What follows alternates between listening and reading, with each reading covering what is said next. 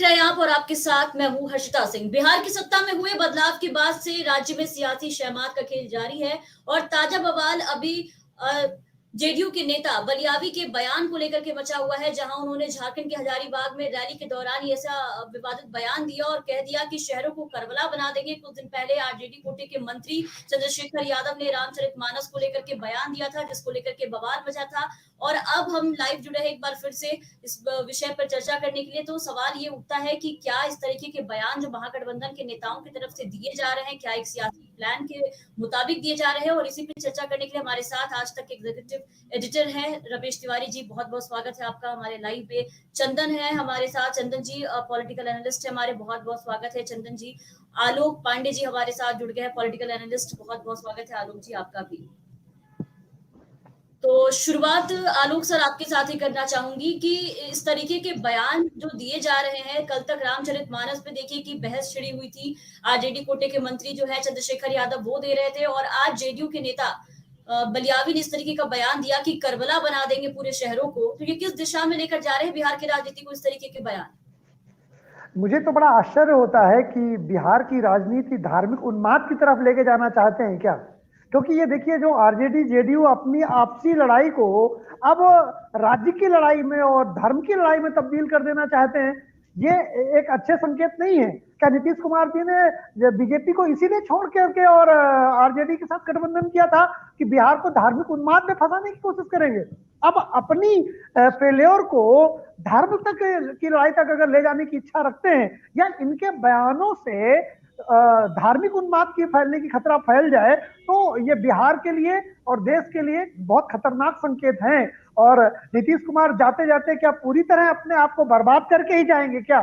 क्योंकि जिस तरह से नीतीश कुमार और जेडीयू और आरजेडी लड़ रहे हैं, अभी कल तक मैं इसको बहुत सीरियसली नहीं लेता था कि चलो ठीक है, एक दूसरे के ऊपर दबाव की राजनीति है। लेकिन मैं बार बार आशंका व्यक्त कर रहा था कि ये लोग अगर लड़ाई को आगे बढ़ाएंगे तो पता नहीं किस दिशा में जाएगी।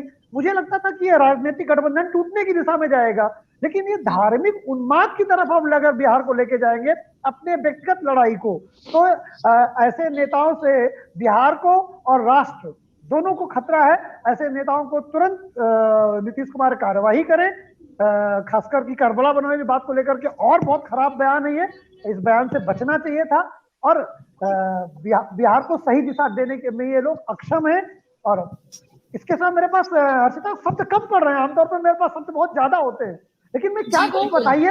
ऐसे नेताओं की बलिहारी प्रणाम करने का मन करता है इन लोगों को, जो बिहार को धार्मिक उन्माद में फंसाने की कोशिश करें। इसका मतलब है कि ये लोग कोई विकास विकास की बात करते हैं, और इसीलिए नीतीश कुमार 17 सालों में बिहार को गरीबी से बाहर नहीं निकाल पाए, क्योंकि इनकी मेंशरिया विकास की कभी नहीं रही। विकास उन्होंने उतना ही किया जितना जैसे कोरोना काल में नहीं होता था कि 60 में आदमी ऑक्सीजन लेवल में जिंदा रहेगा, बोले ठीक है 60 ठीक है। होना तो 90 के ऊपर चाहिए ना ऑक्सीजन लेवल, बोले 60-70 में जिंदा है, बोले बहुत बढ़िया बात है, जिंदा तो रहेगा। तो इसी तरह बिहार को इन्होंने इतना विकसित ही नहीं होने दिया कि बिहार के लोग ये कह सके कि बेटा हमारे यहाँ कितना उद्योग लगाया। मैं तो तरस गया बिहार तक में एक बार बहस करने के लिए कि देखें जरा कितना उद्योग, कितना एफडीआई आया। यहाँ एफडीआई की जगह करबला आता है। इस बात का बड़ा दुख होता है हर्षिता मुझे। बड़ी बात कह दी आलोक सर ने आपने कि नीतीश कुमार जी को इस पे कार्रवाई करनी चाहिए, क्योंकि नीतीश का बयान आ रहा है वो बेहद बेचारे नजर आ रहे हैं। हर चीज से उनको पता नहीं होता, पलड़ा झाड़ने वाला बयान है ये बिल्कुल। आलोक सर आपके पास आना चाहूंगी। सवाल ये है कि ये सारे बयान देश के माहौल खराब करने वाले बयान है, ऐसे बयान जो महागठबंधन के नेता बार बार दे रहे हैं। कोई हिंदुओं की भावना को ठेस पहुंचा रहा है, तो कोई इधर करबला बनाने की बात कर रहा है। इसे देखकर ये कहना गलत नहीं होगा कि इनकी राजनीति के चक्कर में कल इन नेताओं की वजह से हिंदू मुस्लिम कहीं बिहार में भी आपस में भिड़ते ना नजर आए एक दूसरे से। नहीं भाई, कमल तो कीचड़ में ही खिलता है ना, तो कमल खिलेगा कीचड़ में। अब वो सांप्रदायिक कीचड़ हो या जातीय कीचड़ हो, ये करें। भारतीय जनता पार्टी की पिच में खेल करके ओरिजिनल हमेशा ओरिजिनल होता है। ये लोग नकल करने की कोशिश कर रहे हैं। अगर सांप्रदायिकता के आधार पर चुनाव होगा तो बिहार में भी तो मेजोरिटी में हिंदू ही है। अभी अगर दो चीजों पे खेलते हैं कि अगड़ा बनाम पिछड़ा और सांप्रदायिकता दोनों खेल लेंगे, तो गलत फहमी में नहीं खेल सकते। या तो सांप्रदायिकता का माहौल चलेगा, या थोड़ा बहुत अगड़ा पिछड़ा चलेगा, दोनों नहीं चलेंगे। एक म्यान में दो तलवार नहीं हो। पिछड़ा भी हिंदू ही है, दलित भी हिंदू ही है, ये थोड़ी ना है कि वो हिंदू नहीं है। तो आपसी छोटे मोटे मतभेद आप कर सकते हैं, लेकिन अगर यही तो मुझे समझ में नहीं आता कि इनकी स्ट्रेटजी अगर दो चीजें एक साथ लेके चलेंगे तो बीजेपी को ये 200% जीतने का मौका दे रहे हैं।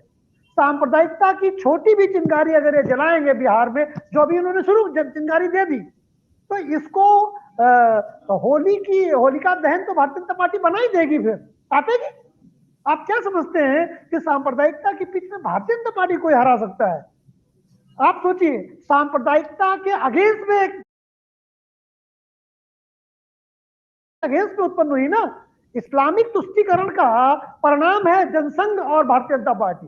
हिंदू तुष्टीकरण, तुष्टीकरण किसी का भी खराब है, वो चाहे हिंदू तुष्टीकरण हो चाहे इस्लामिक तुष्टीकरण हो, लेकिन इस्लामिक तुष्टीकरण का परिणाम हम इतिहास में देख चुके हैं, पाकिस्तान और भारत और बांग्लादेश के रूप में। हिंदू तुष्टीकरण का परिणाम अभी दुनिया में या भारतीय इतिहास में कभी नहीं आया कि भारत ने हिंदू तुष्टीकरण की वजह से किसी को नुकसान पहुंचाया हो। इसलिए भारतीय जनता पार्टी इन पार्टियों से तुष्टीकरण करते हुए भी कम खतरनाक है, अगर इसे खतरनाक भी कहा जाए तो। क्यों? क्योंकि हिंदू तुष्टीकरण भी हिंसक नहीं होता उस तरह से जिस तरह से इस्लामिक तुष्टीकरण करबला तक पहुंच जाती है। हिंदू तुष्टीकरण अगर होती है तो बताइए हम इतिहास में कौन सी बात याद रखें? हमारे इतिहास में कोई है करबला क्या? हम क्या कहें कि वो दिन याद रखना? हमने कभी इतिहास में किया ही नहीं कि हमने दूसरे धर्म वाले लोगों के ऊपर या दूसरे लोगों पर इस तरह धार्मिक अत्याचार अनाचार किए हो। हमने कब किया धरती पर अनाचार? कब? जब इंडस वैली में थे तब भी नहीं, कब जब मौर्य में थे तब भी नहीं, कब जब हम गुप्त काल में स्ट्रॉन्ग थे तब भी नहीं। हमने कभी नहीं किया दुनिया पर अत्याचार अनाचार। तो हम तो करबला याद ही नहीं रख सकते क्योंकि हमने कभी करबला किया नहीं, हमने कभी भी जघन्य हत्या नहीं की, सही हो या गलत।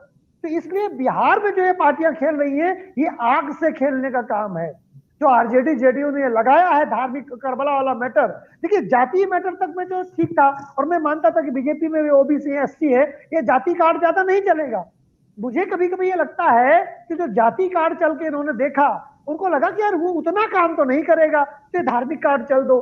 इसका मतलब मैं मानता हूं कि अगड़ा बनाम पिछड़ा आरजेडी जेडीयू जो करने जा रहे थे बिहार में, इसमें बहुत ज्यादा इनको सफलता मिलते हुए नहीं दिख रही। ये कार्ड तो हमें लगता है बाउंस बैक कर गया। तो इसीलिए अब इसके बाद दूसरा कार्ड खेला गया है। ये दोनों कार्ड एक साथ खेलेंगे तब तो बीजेपी को ये सरकार बनवाने जा रहे हैं, और बीजेपी की 40 में से 30-35 सीटें बिहार में निकलेंगी अगर इसी तरह खेलते रहे तो। लेकिन मुझे लगता है कि वो फुल स्टॉप के बाद होगा। अगड़ा बनाम पिछड़ा से ज्यादा ये धार्मिक रंग लाएंगे। कुछ अगड़ा बनाम पिछड़ा थोड़ा बहुत खेलेंगे, मैक्सिमम क्या धार्मिक आधार पर खेलेंगे। अगर खेलेंगे तो मुझे लगता है कि जेडीयू आरजेडी को बड़ा नुकसान होने जा रहा है, क्योंकि भारतीय जनता पार्टी अब सवर्णों की पार्टी नहीं रही। अब भारतीय जनता पार्टी सभी वर्गों की पार्टी है, और खासकर ओबीसी और एसटी की बहुत ज्यादा उसमें, चाहे वो मिनिस्टर के पद में हो चाहे संगठन में हो, इसमें भारतीय जनता पार्टी ओबीसी, मैं तो खुद सवर्णों में जानता हूं कि बीजेपी में सवर्णों की क्या हैसियत है आज की डेट में। जी जी रमेश जी, देश में कश्मीरी पंडितों की बात नहीं करते, तब इन्हें डर नहीं लगता है कि इनके समुदाय के लोग पैचेस टुकड़े कर देते हैं। इसी देश में देवी देवताओं के अपमान कर दिए जाते हैं, उस वक्त इनको डर नहीं लगता है, और उस समय कोई हिंदू सड़कों पे उतर के भी इस तरीके से नहीं बयानबाजी करता है। देखिए वो जो ये खुलेआ मन से, बिल्कुल डर ना किसी चीज की फिक्र, और जो लोग वहां पे इनका समर्थन कर रहे थे तालियां बजा के, ये वैसे ही लोग होते हैं जो इनकी बातों से काफी इंस्पायर्ड होते हैं, बाहर निकलते हैं, और फिर नुपुर शर्मा के वक्त में जब आपने देखा था कि उदयपुर वाला कांड हो जाता है, और हैरानी होती है कि ऐसी धमकी भी देते हैं, सड़कों पर निकलते हैं, खुलेआम ऐलान करते हैं, उसके बाद कहते हैं कि हमें डर लगता है, हमें सेफ्टी एक्ट चाहिए, देश में हम सुरक्षित नहीं है। पूरे मैदान में एक रैली करके इस तरीके का बयान आप दे रहे हैं, उसके बाद आप कह रहे हैं कि हम सुरक्षित नहीं है। सड़कों पर आप बात बात पे उतर जाते हैं, हर हक की लड़ाई भी लड़ते हैं, उसके बाद आप कहते हैं कि हम सुरक्षित नहीं है। पैसे टुकड़े आपकी कम्युनिटी के लोग कर देते हैं, उसके बाद आप कहते हैं कि हम सुरक्षित नहीं है। एक्चुअली जो जिस तरह के लोग हैं वो यही है कि डराओ और डरने का नाटक करो, डराओ और डरने का नाटक करो, ठीक है, जिससे कि सिंपैथी उनके साथ बनी रहे कि हाँ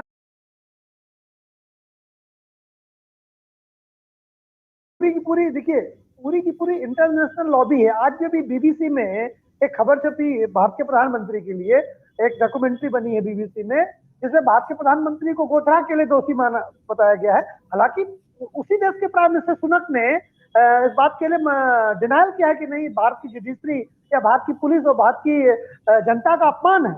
लेकिन आपने तो बना दिया ना बीबीसी में भारत की छवि को खराब। तो ये केवल यही नहीं है, बिहार से लेकर के वो चीजें चलती हैं, बंगाल से चलती हैं, सऊदी अरब जाती है, तो पूरा यूरोप घूमते हुए, अमेरिका घूमते हुए पूरे वर्ल्ड में लॉबी है। क्यों? ब्लैक लाइफ मैटर अमेरिका में चुनाव के लिए चला था ना। अब कहाँ है ब्लैक लाइफ मैटर? अब अमेरिका में नहीं है ना कोई ब्लैक लाइफ मैटर। तो दुनिया में एक सेकुलरिस्ट अप्रोच है जिनकी जड़ें बहुत गहरी है। सतीश जैकब और मार्क टूली, इन्होंने इंदिरा गांधी के लिए एक बुक लिखी थी जो बड़ी फेमस, जो मैंने पढ़ी है, अमृतसर एक आखिरी लड़ाई। उन्होंने मोदी जी के लिए एक बात कही कि मोदी जी ने एक ऐसा वृक्ष उखाड़ दिया है, सेकुलरिज्म का वृक्ष उखाड़ के अलग रख दिया है, जिसके नीचे देश विरोधी नाग छुपे हुए थे। तो आप देखिए, जैसे वो वृक्ष बाहर निकला है, सारे देश विरोधी नाग बिलबिला के बाहर निकल आए। उनमें अब हम किसको देश विरोधी के आप खुद समझ सकते हैं कि कौन लोग हैं, क्या कहा जाए। लेकिन ये बात सच है कि पिछले 75 सालों में, या पिछले 1976 से जब सेकुलरिज्म जोड़ा गया 42nd अमेंडमेंट 1976 से, पंथ निरपेक्षता, उसके बाद एक धर्म का जरूरत से ज्यादा तुष्टीकरण किया गया, उस धर्म को ज्यादा मदद मिले, उस धर्म के। क्यों भारत का प्रधानमंत्री कहता नहीं है क्या कि इस देश में सबसे ज्यादा, क्यों ये बयान है ना भाई, जब राष्ट्र पंथ निरपेक्ष है, एक ही धर्म के लोगों को सब कुछ क्यों मिलेगा? तो ऐसा नहीं कि कुछ नया हो गया है। उन्हीं 1976 के बाद, या हम तो 1950 कहते हैं, भारत का प्रधानमंत्री सोमनाथ मंदिर में जाके बनाने के लिए उद्घाटन से मना कर देता कि सिर्फ पैसे की वेस्टिंग है। तो ऐसा नहीं है कि कोई नया है। अब ये जरूर है कि हिंदू भी थोड़ा मुखर हो रहा है, तो तकलीफ ज्यादा है कि अरे हिंदू कैसे मुखर हो गया, हिंदू कैसे यूनाइट हो गया, इस बात की तकलीफ है। तो ये कह रहे हैं अगर हिंदू यूनाइट होगा तो हम करबला बना देंगे। देखिए, दो तरह की राजनीति हो रही है इस देश में। एक ये मुस्लिम को जोड़ो, हिंदुओं को तोड़ो, ये सेकुलर पार्टियों की नीति है। मुस्लिम को जोड़ो, हिंदुओं को जाति में तोड़ो, ये सेकुलरिज्म का तरीका है सत्ता में आने का।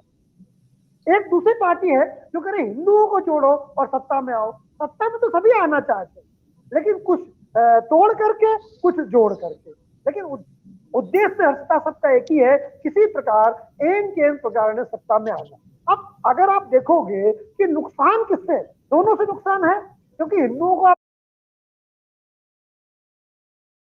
कैसे कर्म करोगे? आप एक वर्ग या एक धर्म के खिलाफ थोड़ी नफरत होगी। लेकिन अगर आप वो देखो सेकुलरिज्म वाले में, तो वो भी तो यही कर रहे हैं, मुसलमानों को जोड़ो और हिंदुओं को तोड़ो। ये और ज्यादा नफरती है। एक मैं अभी किताब पढ़ रहा था पीओके के बारे में, उन्होंने उसमें लिखा कि जो है भारत के एक ब्यूरोक्रेट है, सीनियर ब्यूरोक्रेट, उन्होंने लिखा कि मुसलमान सिर्फ तभी यूनाइट हो सकता है जो 72 फिरकों में बटा है, जब वो हिंदुत्व के आगे, हिंदुओं के आगे, वरना मुसलमान अपने आप में 72 जातियों का एक समूह है। मुसलमान 72 जातियों का समूह है, 72 वर्गों का समूह है? नहीं, भारत में मुसलमान सिर्फ मुसलमान। भारत के बाहर मुसलमान शिया है, सुन्नी है, अहमदिया है, बरेलवी है। तो ये एक पूरी रणनीति है देश की राजनीति में कब्जा करने के लिए। कोई किस तरह से सत्ता में आना चाहता है, कोई किसी तरह से सत्ता में आना चाहता है। उद्देश्य तो सबको सत्ता प्राप्त करने का ही। अभी देश की जनता तय करेगा कि ज्यादा बुरा कौन है और उससे कम बुरा कौन। बुरे दोनों है, नहीं ये बात। जल्दी से अब चर्चा